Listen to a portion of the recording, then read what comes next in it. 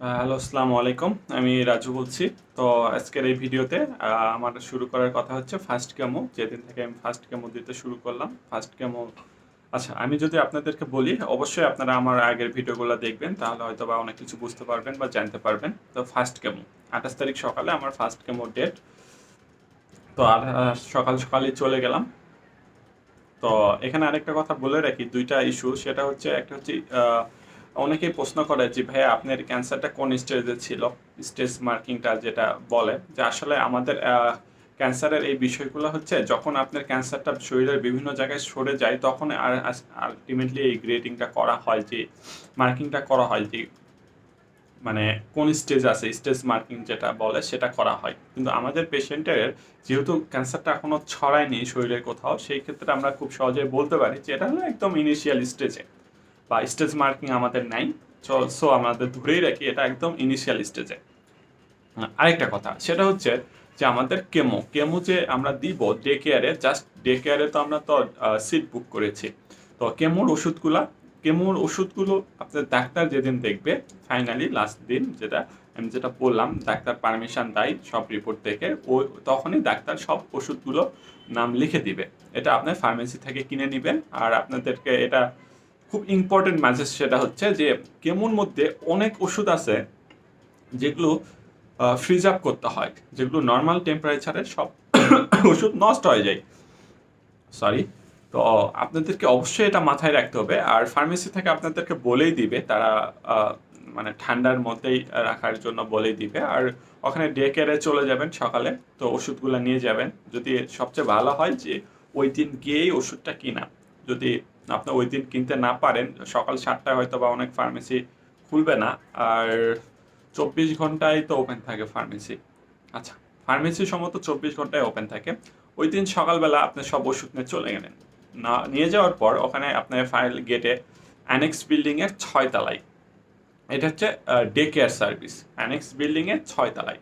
ওখানে যাবেন, বাইরে ওখানে সিকিউরিটির লোকজন আছে, ওখানে ফাইল জমা দিবেন। ওখানে ফার্স্ট ইন ফার্স্ট সার্ভ, এটা নিয়ে কোনো কথা নেই। তো ওখানে ন্যূনতম হয়তো বা 10-15 মিনিট, 20 মিনিট বা আধা ঘন্টা সিরিয়ালিং করতে, সব পেশেন্টকে সিট, মানে সিটে সিটে সেট আপ করার জন্য হয়তো বা আধা ঘন্টা 1 ঘন্টা সময় লাগতে পারে। তো এই ক্ষেত্রে আপনার যে যে ওষুধগুলো, সেই ওষুধগুলো তো ফ্রিজ আপ করা ওষুধ, নর্মাল টেম্পারেচার রাখলে তো নষ্ট হয়ে যাবে। এটার সাথে সাথে আপনারা ফাইলটা জমা দিয়েই ভিতরে ঢুকে যাবেন। ভিতরে ঢুকে গিয়েই বাম পাশে দেখবেন যে ফ্রিজ আছে 2টা। ওই ফ্রিজে আপনার ওষুধগুলোর উপরে মার্কার পেন আছে, ওখানে মার্কার পেন দিয়ে আপনার পেশেন্ট আইডির নাম লিখে ওখানে সুন্দর করে আলাদাভাবে পলিব্যাগ করে আপনার ফ্রিজে রেখে দিবেন। ওখানে সবার ওষুধ থাকে, আপনারটা আপনার মতো রেখে দিবেন। আর ওষুধ হারালে এটা রেসপন্সিবিলিটি মানে হসপিটাল নিবে না। যে যার দায়িত্ব নিয়ে ওষুধটা রাখবেন, নর্মালি ওষুধ হারায় না। তো ওখানে ওষুধ রেখে আপনারা বাইরে এসে ওয়েট করবেন, দেন নার্স ভিতর থেকেই ডাকবে। তো আপনাকে যখন ডাকবে তখন চলে যাবেন, গিয়ে আপনাকে সিটে সেট আপ করার পর তারা, মানে এখানকার বিশেষত্ব হচ্ছে এখানে একটা, মানে সব ওষুধগুলা, মানে এক একটা দেওয়ার সিস্টেম এক এক রকম। কোনোটা ডিরেক্ট দিচ্ছে, কোনোটা মিক্স আপ করতেছে। এদের মিক্স আপ রুমগুলো একদম আলাদা আলাদা, ডক্টর আলাদা স্টাফ। তো এই ওষুধগুলো সবগুলো নিয়ে আপনারা ভিতরে যাওয়ার পর তারা আপনাদের একটা পেশেন্টের সাথে একজন করে তাদের অ্যাটেন্ডেন্ট থাকতে দেয়। এটা কোনো সমস্যা নেই, ডে কেয়ারের ভিতরেও থাকতে দেয়, এটা কোনো প্রবলেম না। তারা ওই অ্যাটেন্ডেন্টকে দিক নির্দেশনা দেয় যে এই ওষুধগুলো ওখানে নিয়ে যান, এই ওষুধগুলো ওখানে নিয়ে যান, যে ওখানে মিক্সার করে নিয়ে আসেন। যে যার মতো দায়িত্ব নিয়ে যায়, ওখানে যায়, ওই ডিপার্টমেন্টে যায়, ওর ভিতরেই ছোট ছোট রুম আছে, ওখানে যায় সব কিছু তৈরি করে নিয়ে আসবেন। আনার পর আপনার নার্স আছে, আপনার কেমো দেওয়া স্টার্ট করে নিবে। তো এর আগে আরেকটা ডক্টর বা নার্স যারা আছে সব কিছু এন্ট্রি করে নেয়, এগুলো নিয়ে কোনো সমস্যা নেই। তো যখন কেমো দেওয়া শুরু করবে তখন পেশেন্টগুলো, তো আমার পেশেন্টের অভিজ্ঞতা বলি, আপনি বুঝতেই পারবেন না আপনার পেশেন্টের শরীরে কেমো যাচ্ছে। স্যালাইনের মাধ্যমে কেমো যায়, কেমো এক ধরনের ওষুধ, এটাও স্যালাইনের মাধ্যমে যায়। আপনার পেশেন্টকে আপনি বুঝবেন না যে তার শরীরে কেমো যাচ্ছে। ফার্স্ট কেমো দিচ্ছি, টেরই পাচ্ছে না তার, সে একদম নর্মাল। তো এই নর্মালের ভয়াবহতা আপনার কেমো দেওয়া শেষে বোঝা যায়। তো আপনাদেরকে আগেই বলে রাখতেছি, কেমো দেওয়ার জন্য খাওয়া দাওয়ার কোনো রেস্ট্রিকশন নাই যে কেমো দিব আজকে আগে খাওয়া দাওয়া বন্ধ করবো নাকি, খালি পেটে যাবো কিনা, এটা না। একদম ভরপেট খাবেন, ভরপেটে খেয়ে যাবেন, কোনো সমস্যা নেই। তো কেমো যতক্ষণ চলবে ততক্ষণ পারলে আপনার পেশেন্টকে যত পুষ্টিকর খাবার খাওয়ান। স্যালাইন চলতেছে, আপনি খাওয়াচ্ছেন, ওরে খাওয়ান, কোনো সমস্যা নেই। কারণ আমি এই জন্যই বলতেছি, যতক্ষণ আপনার কেমো চলবে ততক্ষণ আপনি খাওয়ান, আপনার কেমো শেষ হওয়ার আগ পর্যন্ত আপনার খাওয়ানোর সময়। আচ্ছা, আমার পেশেন্টের যখন কেমোটা শেষ হয়ে যায় তখন থেকে তার রিয়াকশান শুরু হয়ে যায়, যে তার মাথা ঘোরা, বুক জ্বালা করা শুরু হয়ে যায়। আমার পেশেন্টের সকাল 8টা থেকে শুরু হয়েছিল, বিকাল 3:30 4টার দিকে আমার পেশেন্টের কেমোটা শেষ হয়ে গেল। কেমোটা শেষ হওয়ার সাথে সাথেই শুরু হয়ে গেল তার রিয়াকশান, মাথা ঘোরা, মাথা ব্যথা, বুক জ্বালা পড়া, অন্যরকম, মানে সেকেন্ডের মধ্যে আমার পেশেন্টের অবস্থা খারাপ। তো আপনাকে আমি বলে রাখতেছি যে ক্যান্সার এবং কেমোর সাইড ইফেক্ট হবে না, এটার কোনো মানে এইরকম কোনো অপশানই নাই। অবশ্যই আপনার সাইড ইফেক্ট হবে। সাইড ইফেক্ট যদি না হয় তাহলে ওটাই ওই কেমোর মানেই বা কি থাকলো। মানে রিয়াকশান আপনি পাবেনই, রিয়াকশানটা এক এক পেশেন্টের এক এক রকম। যেমন আমার পেশেন্টটার কথা যদি বলি, তার হচ্ছে উইংস সার্কোমা ফার্স্ট স্টেজ, আর ওর বয়স হচ্ছে কেবল 24-25। মানে ওর ফাইট করার সক্ষমতা অনেক বেশি, বাট যাদের বয়স বেশি তার আরও বেশি উইক হতে পারে, তাদের আরও অন্য রকমের প্রবলেম হতে পারে। তো এটা হলো বয়সের সাথে, মানে কোন স্টেজে আছে তার উপর ডিপেন্ড করে এগুলো আসলে রিয়াকশানটা হয়। যে আমার পেশেন্টের এই রিয়াকশান হয়েছে তাই বলে যে আরেকজনের এটাই হবে, বিষয়টা কিন্তু তা না। তো তো এই অনেকের আছে ডায়াবেটিস আছে, অনেকের প্রেশার আছে, সবার এক একজনের এক এক রকম রিয়াকশান আসবে। তো আমার পেশেন্টটা বলি, সে তো একদম সুস্থ, অ্যাটলিস্ট এই উইং সার্কোমা ব্যতীত তার শরীরে আর কোনো সমস্যা নেই। যে তার শরীরটা নিমিষের মধ্যে নিস্তেজ হয়ে যাচ্ছিল, সে চিল্লাচিল্লি শুরু করতেছিল, তাকে আর ধরে নিয়ে যেতে পারতেছিলাম না। আমি অনেক কষ্ট করে তাকে মানে ওই ডে কেয়ার সার্ভিস থেকে জাস্ট বাইরে আসছি। আর আরেকটা কথা বলে রাখি যে ডে কেয়ার সার্ভিসের চার্জ কত নিল। ডে কেয়ার সার্ভিসের টোটাল চার্জ নিচ্ছে 1800 সামথিং, 1820 টাকা বা 1826 টাকা। আর সব ওষুধগুলো আপনাকে নিজেই কিনতে হবে, এগুলো নিজে থেকে ফার্মেসি থেকে নিয়ে আসতে হবে। এখানে জাস্ট ওই বেড ভাড়া এবং নার্স স্টাফদের যেই চার্জ সেটা। তো অনেক কষ্ট করে আমি আমার পেশেন্টটাকে বাইরে নিয়ে আসলাম, কিছুক্ষণ শোয়ায় রাখলাম, সে বমি করতে যাচ্ছে। আর অবশ্যই বলে রেখে আপনারা পলিব্যাগ টালিব্যাগ এগুলো সব নিয়ে যাবেন সাথে করে, কারণ হসপিটাল থেকে এগুলো দেওয়া হয় না। তো আমি পলিব্যাগের জন্য অনেক মানে দৌড়াদৌড়ি করছি, বাট আমি পলিব্যাগ পাইনি। পরে আমার খাওয়ার টিফিন গাড়িতে তাকে আমি বমি করতে দিছি, যদিও সে বমি করেনি, বমি করতে চাচ্ছে বাট বমি করতেছিল না, মানে হচ্ছিল না, জাস্ট নর্মালি থুতু ফেলতেছিল।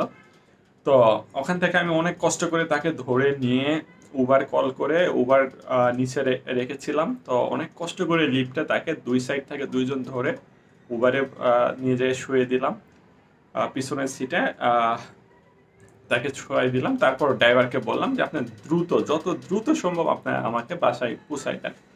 তো যতই সময় যাচ্ছে ততই আমার পেশেন্টের অবস্থা খারাপ হচ্ছে, মানে নিস্তেজ হয়ে যাচ্ছে সে, যতই সময় যাচ্ছে ততই।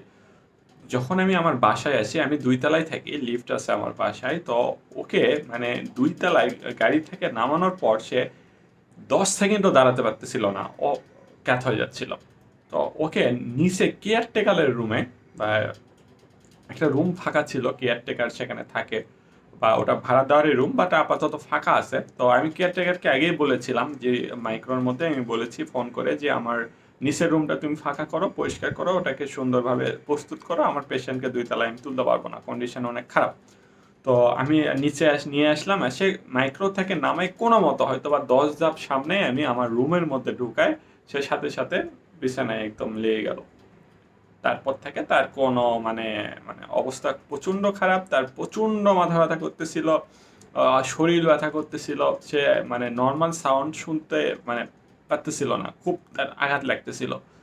তো মোটামুটি তখন আমরা তো মানে হুট করে পেশেন্টের এই অবস্থা দেখে আমরা একদম, আমি এবং আন্টি দুইজনে একদম মানে নার্ভাস হয়ে গেলাম যে হুট করে আমার পেশেন্টের কী হলো। ও তো 4টা কেমো শেষ হওয়ার আগ পর্যন্ত সে ভালো ছিল, তারপর থেকে এসে তার খাওয়া দাওয়া বন্ধ, সে আর কিচ্ছু খাইতে পারে না। সারাক্ষণ রুমের মধ্যে নীরব পরিবেশ সাইলেন্ট করে দিয়ে সারাক্ষণ সে ঘুমাচ্ছে, কিছুই খাওয়াতে পারলাম না। সারাদিনে রাতে ওষুধ দিল, ডাক্তার ওষুধ দিয়েছিল, ওষুধ কিছু ওষুধ দেয়, 2-3টা ওষুধ দেয়। এই ওষুধগুলো কখন খাওয়াতে হবে এগুলো হচ্ছে আপনি যখন কেমো দিবে তখন ওই নার্সেরা এসে আপনাকে বলে দিবে যে এটা বাসায় এই 2-3 দিন এভাবে এভাবে খাওয়ান। তো যাই হোক, বমির ট্যাবলেটও ওখানে দিয়ে দেয়। তো এখানে প্রায় ওই দিন চলে গেল, সে কিচ্ছু খাইতে পারলো না। সামান্য একটু ডাবের পানি সে খাইলো, সেটা খেয়ে আলটিমেটলি ওষুধ খাওয়ানো হলো। রাতের ওষুধ, পরের দিন সকালেও সেম অবস্থা, সে কিচ্ছু খায় না, খুবই বাজে অবস্থা। তো ওই ডাবের পানি একটু খায়, তাকে ওষুধ খাওয়ানো হচ্ছে। তবে ডাক্তার বা স্টাফ, নার্স স্টাফ তারা আমাকে বলছে যে, বা এর আগে যারা ক্যান্সার হয়েছে তারাও আমাকে বলছে যে তাকে জোর করে খাওয়াতে হবে, জোর করে খাওয়াতে হবে, না ছাড়া ফাইট করতে পারবে না। আসলে জোর করে তো খাওয়াবো পেশেন্টকে, মানে পারতেছিলাম না জোর করে খাওয়ানো, তার কন্ডিশন এতটাই খারাপ ছিল, আসলে জোর করার মতো অবস্থা ছিল না। সে খাবার দেখলে তার মানে খাবারের ঘ্রাণ পাইলেই সে বমি আসে, এইরকম অবস্থা। সে ডিম, দুধ, কলা, মানে কোনো খাবারই সে মানে সহ্য করতে পারতেছে না। হয়তো মুখ পর্যন্ত নিয়ে গেলেই সে ঘ্রাণ পাচ্ছে আর বমি করার মতন একটা রিয়াকশন দিচ্ছে। তো সেকেন্ড ডেতেও এরকম একটা বাজে সময় কাটলো। কাটার পর সে 3 নাম্বার দিনে আহ, ঠিক আমার কেমোটার শেষে, আমার কেমো যতগুলো ওষুধ ছিল 12টার মতো ওষুধ ছিল কেমো দেওয়ার পরে, তো ডাক্তার আমাকে 2 দিন পরে একটা ইঞ্জেকশন দেওয়ার কথা। তো এই ইঞ্জেকশনটা আপনারা হসপিটালও দিতে পারেন, বাইরেও দিতে পারেন। তো আমি আমার পেশেন্টের অবস্থা যেহেতু খুবই খারাপ ছিল, সেহেতু আমি বাইরের একটা, আমার পাশে একটা ক্লিনিকে আমি যোগাযোগ করলাম। ওখানে একটা ডাক্তার বসেন, ডাক্তারকে আমি আমার সব রিপোর্ট দেখালাম, দেখানোর পর ইঞ্জেকশনটা দেখালাম, দেখানোর পরে আমি বলতেছি আমাকে একটা নার্স দেন আমার বাসায় নিয়ে যায় ইঞ্জেকশন করানোর জন্য। তো সব কিছু দেখে বলতেছে যে হ্যাঁ, এই ইঞ্জেকশনটা দেওয়া যাবে, কোনো সমস্যা নেই। তো টাটার ক্যান্সারের সব ট্রিটমেন্টের সব ইঞ্জেকশন দেওয়া যায় না, তবে এটা হচ্ছে দেওয়া যায় নর্মাল, কোনো সমস্যা নেই। তো আমি বাসায় আমার পেশেন্টটাকে 2 দিন পরে একটা ইঞ্জেকশন দেওয়ালাম। এই ইঞ্জেকশন দেওয়ানোর আগ পর্যন্ত তাকে আমি নারকেলের পানি ছাড়া কিছু খাওয়াতে পারিনি, জাস্ট ওষুধ, নারকেলের পানি, ওষুধ, নারকেলের পানি। তো যাই হোক, 2 দিন পর ইঞ্জেকশন যখন দিলাম, ইঞ্জেকশন দেওয়ার পরেই দেখলাম যে তার মুখের মধ্যে ঘা হয়ে গেল, জিহ্বা থেকে শুরু করে একদম ভিতরের দিক পর্যন্ত, এই পর্যন্ত এগুলোর একদম পুরাটা ঘা, ফোসা ফোসা ঘা হয়ে গেল। তো ঘা হয়ে গেল, আর আমাকে ডাক্তার বলেছিল যে যদি তোমার শরীরে জ্বর আসে, মানে জ্বর যদি আসে তাহলে তুমি হসপিটালে নিয়ে নিয়ে আসবা, ক্যাজুয়ালিটি বা এমার্জেন্সিতে তুমি নিয়ে আসবা। তাছাড়া আর অন্য কোনো কারণে আনার দরকার নেই। যদি লুজ মোশন হতে পারে, লুজ মোশনের জন্য ওষুধ দিচ্ছে, ওষুধ খাবা, কোনো সমস্যা নেই। আর যে কোনো রকম প্রয়োজনে তুমি এমার্জেন্সিতে চলে আসবে। এখানে ক্যাজুয়ালিটি বলে বা এমার্জেন্সি ডিপার্টমেন্টে তুমি 24 ঘন্টা খোলা থাকে, যে কোনো রকম প্রয়োজনে তুমি চলে আসবা। ওকে, যখন মুখের মধ্যে ঘা আসলো তখন তাদের একটা হটলাইন নাম্বার আছে টাটার, ওখানে হটলাইন নাম্বারে ফোন দিলাম, দিয়ে আমার ডিপার্টমেন্টের সে ফরওয়ার্ড করে দিল। ফরওয়ার্ড করে তারপর ওখানে এমার্জেন্সি ডাক্তারকে বললাম যে আমার পেশেন্টের এখন এই অবস্থা। তখন ওনারা বললো যে আসলে আপনার হসপিটালে নিয়ে চলে আসেন, যে আপনার পেশেন্টের যে রিয়াকশনগুলো দেখাচ্ছে এটার কিছু ট্রিটমেন্ট আছে, এগুলো ট্রিটমেন্ট নিয়ে যান বা নিয়ে যাইতে হবে আপনাকে। দেন আমি এমার্জেন্সিতে আমি চলে গেলাম হসপিটালে নিয়ে যাওয়ার পর ডাক্তার দেখলেন, দেখে মুখের ঘায়ের জন্য এক ধরনের জেল ব্যবহার করতে দিলেন, শরীরের উইকনেস বা শরীরের মানে যে ব্যথার জন্য একটা ইঞ্জেকশন দিলেন। তারপর যেই প্রবলেমগুলো হয়েছে সবগুলোর আলাদা আলাদাভাবে তারা ট্রিটমেন্ট দিলেন। তারপর বললো যে আর কোনো সমস্যা নেই, আপনারা বাসায় চলে যান, নেক্সট যেদিন আপনাদের ফলো আপ আছে সেদিন আসবেন। তো আমার যেদিন কেমো দেওয়া ছিল, ডেট ছিল 28 তারিখে, আর আমার 7 দিন পরে আমার আলটিমেটলি আমার ফলো আপের ডেট, মানে কেমো ডিপার্টমেন্ট থেকে যে ডাক্তারগুলো দেখতেছে তারাই বলেছিল যে আপনার কেমো দেওয়ার 7 দিন পরে আসবেন, আমরা দেখব সে কতটুকু রিয়াকশন দেখাচ্ছে বা কী রকম নিচ্ছে। তো যাই হোক, কেমো যখন আমার মুখের ঘাটা হলো, মানে এমার্জেন্সি থেকে আসলাম যখন, দেখানোর পর মুখের ঘাতে যখন মলম ইউজ করলাম, আল্লাহর রহমতে 1 থেকে 1.5 দিন পরেই তার মুখের ঘা, বা 2 দিন লাগছে, 2 দিনের মধ্যে মুখের ঘাটা কমতে শুরু করলো। তো মুখের ঘাটা যখনই কমতে শুরু করলো তখনই সে আস্তে আস্তে স্বাভাবিক হতে শুরু করলো। ওর প্রথম 2 দিন আমার মনে আছে, প্রথম 2 দিন ওর চোখ খুলতেই কষ্ট হতো। জাস্ট ডাবের পানি আপনার স্টোর মাধ্যমে মুখে দিতাম আর ওষুধটা কোনো মতো দিতাম। 2 দিন পর আস্তে আস্তে সে মানে আস্তে আস্তে তার ভালো লাগতেছে, বা ওই যে এত উইকনেসটা কেটে যাচ্ছে। তো ঘা যখনই ভালো হতে শুরু করলো তখনই সে আস্তে আস্তে স্বাভাবিক হতে শুরু করলো। আল্লাহর রহমতে কেমো দেওয়ার 6 দিন পর থেকে সে আল্লাহর রহমতে খুবই ভালো, ঘা ভালো হয়ে গেল, সে সব ধরনের খাওয়া দাওয়া শুরু করে দিল। তো আমরা যখন ফলো আপে গেলাম, ফলো আপে যাওয়ার সময় ফলো আপের ডেট যখন দিয়ে দেয়, যে যখন 27 তারিখের আগেই ফলো আপের ডেট দিয়েছিল, তো ওখানে কি কি টেস্ট করে যাইতে হবে সেটা লিখেই থাকে যে আপনার নেক্সট ফলো আপে আসবেন এই টেস্ট করে নিয়ে আসবেন। তো আমরা যখন গেলাম আমাদের সিবিসি টেস্ট দিয়েছিল, তো সিবিসি টেস্ট করালাম, করানোর পর ডাক্তারের কাছে গেলাম, ডাক্তার দেখলো, দেখে পেশেন্টের কন্ডিশন দেখলো, পেশেন্টকে দেন জাস্ট অ্যাডভাইস দিল, সাজেশন দিল যে তোমার শরীরে সব কিছু ঠিক আছে, কোনো সমস্যা নেই, তবে ক্যান্সার যে একটা সমস্যা, এটাই খাওয়া দাওয়া করতে পারবা না বা খাওয়া দাওয়া করতে ইচ্ছে করে না, আসলে এটা এইরকমই, এটার ওষুধের রিয়াকশন এইরকমই।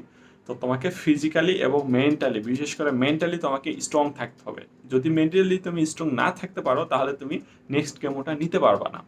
তোমাকে ক্যান্সারের সঙ্গে ফাইট করতে হবে, তোমাকে নিতে হবে কেমো, তোমার কিচ্ছু হবে না, একটু কেমোর পরে একটু রিয়াকশন দেখাবে, এটা নর্মাল, বাট তোমাকে মেন্টালি স্ট্রং হতে হবে যে না আমার কিছু হবে না, আমি কেমোগুলা নিতে পারবো, তাহলে তুমি ইনশাল্লাহ কেমোগুলা নিতে পারবা। তো তুমি যদি মেন্টালি উইক হয়ে পড়ো যে না আমার কেমো নেওয়ার পর অনেক ধরনের সমস্যা দেখা দিচ্ছে, আমি আর এগুলোর সাথে ফাইট করতে পারবো না, তাহলে বিপদ। আর তুমি মেন্টালি স্ট্রং থাকো, ইনশাল্লাহ তোমার কিচ্ছু হবে না। দেন আমার পেশেন্ট বাসায় আসলো, আস্তে আস্তে মানে খাওয়া দাওয়া শুরু করে দিল ইনশাল্লাহ। এখন তাকে দেখলে মনে হয় না তার 6 দিন বা 7 দিন আগে তার এই অবস্থাটা ছিল। তো আমাদের নেক্সট কেমো হচ্ছে 10 তারিখ, 11 তারিখে। 10 তারিখে আবারও কিছু রিপোর্ট তৈরি করতে দিয়েছে আমাদের। প্রতিবার কেমো দেওয়ার আগে এরা বিভিন্ন রকম টেস্ট করে নেয়। তো নেক্সট আমার 11 তারিখে কেমো ডেট আছে। ওই দিন ফার্স্ট যেদিন আমি ডে কেয়ারে কেমো দিলাম, ওই দিনই নার্সেরা নেক্সট যেদিন কেমো দিতে হবে সেই দিন ডেটের একটা সিরিয়াল নিয়ে নিচ্ছে, এটা অটোমেটিক, সে তারা নিজের দায়িত্বেই নিয়ে নিছে, যে আপনার শিডিউলিং দেখে বলছে যে না আপনার 14 দিন পরে আবার একটা আছে, ওই দিন আপনাদের একটা সিরিয়াল নিয়ে নিলাম। তো আমাদের সিরিয়াল দেওয়ার আর ঝামেলা থাকলো না। তো আমরা বাসায় আসলাম, আমার রুগী তো একদম সুস্থ। আমরা নেক্সট 11 তারিখে যাব কেমো দেওয়ার জন্য সকাল 7টা থেকে। এটাও আমাদের ডে কেয়ার কেমো, মানে একদিনেই কেমোগুলা দেওয়া শেষ হয়ে যেতে পারে। সব কেমোই কিন্তু একদিনে দিয়ে শেষ হয় না, কিছু কিছু কেমো আছে দিতে অনেক সময় লাগে, ওইগুলো ডে কেয়ারে হয় না, ওইগুলোর জন্য হসপিটালে আলাদাভাবে ভর্তি হয়ে থাকতে হয়, যেটা 2 দিন 3 দিন লাগে, বা যেটা 2 দিন লাগে, বা কোনো কেমো আছে 5 দিন লাগে, কোনো কেমো আছে 7 দিন লাগে। তো আমার 3 নাম্বার এবং 4 নাম্বার কেমোটার সময় বেশি লাগবে, ওই ক্ষেত্রে আমাকে অ্যাডমিট হতে হবে। সেকেন্ড কেমো আমার ডে কেয়ারেই হবে, এটা 6 থেকে 7 ঘন্টা লাগবে। তো 11 তারিখে আমি কেমো নিতে যাব, আর 10 তারিখে যেয়ে আমি ওই টেস্টগুলো কমপ্লিট করব। কমপ্লিট করার পর আগে যেরকম ভুল করছিলাম যে রিপোর্ট আগের দিন স্যারকে দেখাইনি, এখন আর ওই ভুলটা করব না ইনশাল্লাহ। 10 তারিখে আমি রিপোর্ট তৈরি করে স্যারের কাছ থেকে পারমিশন নিয়ে দেন বাসায় আসবো। আর 11 তারিখ খুব সকাল সকাল দিয়েই যে কেমো ডে কেয়ারে যাই, সিরিয়াল ধরে কেমোটা দিয়ে দিব। তো আল্লাহর রহমতে আপনারা মোটামুটি একটা ধারণা পাইলেন, আমার পেশেন্টকে এক্সপিরিয়েন্স শেয়ার করলাম। তো আর যেহেতু খাওয়া দাওয়া না করলে ভয় পাবেন না, যদি খাওয়া দাওয়া করাতে পারেন খুবই ভালো, ডাবের পানি এইরকম পুষ্টিকর খাবারগুলো খাওয়াবেন। আর অবশ্যই কেমো দেওয়ার আগ পর্যন্ত, কেমো শেষ হওয়ার আগ পর্যন্ত, তো বললাম এর আগেও আমি বলেছি, স্যালাইন শেষ হওয়ার আগ পর্যন্ত আপনারা যা ইচ্ছা খাওয়াবেন, খুব বেশি বেশি খাওয়াবেন, কেন নেক্সট 2-3 দিন তো আবার খাইতে পারবে না। ওকে, আপনারা ভালো থাকবেন ইনশাল্লাহ। আমি পরের ভিডিওগুলোতে সেকেন্ড কেমো বা তার আগে কোনো সমস্যা হবে নাকি, হয়েছে নাকি, এই বিষয়গুলো আমি আলোচনা করব। আর আমি ইনশাল্লাহ আমি আর এই ট্রিটমেন্টে যতদিন আমি এখানে থাকবো ইনশাল্লাহ ততদিন আমি সব ধরনের এক্সপিরিয়েন্সগুলাই শেয়ার করব, যেন আমার বাংলাদেশি ভাই বোনদের উপকারে আসে। আরেকটা হচ্ছে আমার ফার্স্ট কেমো দিতে কত টাকা লাগছে, এটা অনেকেই বলে, যে আসলে এগুলো ডিপেন্ড করে কোন ক্যান্সার কতটুকু, মানে কেমোর ধরনগুলো কেমন হবে। আমার উইং সার্কোমাতে ফার্স্ট কেমো দিতে ব্লাড টেস্ট করতে 4,000 টাকার মতো লাগছে, কেমো কিনতে আমার লাগছে মোটামুটি 3600 টাকার মতো। 4,000 আর 3600 মোটামুটি দেখা যায় যে 7,600। আর আমার ডে কেয়ারে লাগছে মোটামুটি 1,800 বা 2,000-এর মতনই, 9,600 বা 9,400 টাকার মতো লেগেছে। এটা 9,600-400 টাকার মধ্যে আমাদের ফার্স্ট কেমো মোটামুটি কমপ্লিট হয়ে গিয়েছে। আর সিবিসি প্রতিবার টেস্ট করতে আমাদের 445 টাকার মতো লাগে।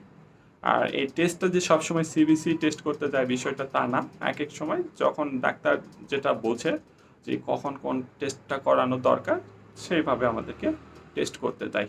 ওকে, আজকে এই পর্যন্তই। সবাই ভালো থাকবেন, সুস্থ থাকবেন। আর কোনো ধরনের ইনফরমেশান জানার থাকলে অবশ্যই আমাকে নক করবেন, ফেসবুক, হোয়াটসঅ্যাপ বা ইউটিউবে আমার ভিডিও নিচে অবশ্যই কমেন্ট করে জানাবেন। আমি ইনশাল্লাহ সময় যখন পাবো আমি ইনশাল্লাহ আপনাদেরকে প্রশ্নগুলোর উত্তর দেব। ওকে, আল্লাহ হাফেজ।